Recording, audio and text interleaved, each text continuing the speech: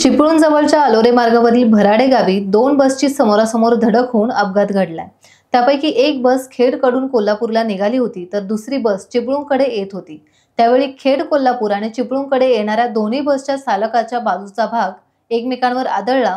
या अपघातात बस चालक जखमी झाला असून दोन्ही गाड्यांमधील प्रवासी सुरक्षित असल्याचं कळतंय। पत्रकार सचिन माळी यांनी वारीनिमित्ताने देव धावे भक्ताला तरावयाला हे भक्तिगीत लिहिले असून गायक दीप जोशी यांनी हे गाणे गायले। सध्या समाज माध्यमातून हे गाणं व्हायरल झालं असून प्रेक्षकांचा गाण्याला चांगला प्रतिसाद मिळतोय। गुहागरला मुसळधार पावसाने झोडपून काढले असून शृंगारतळी बाजारपेठेलाही पावसाचा तडाखा बसलाय। बाजारपेठेत सर्वत्र पाणीच पाणी झाल्याने व्यापारी हैराण झालेत।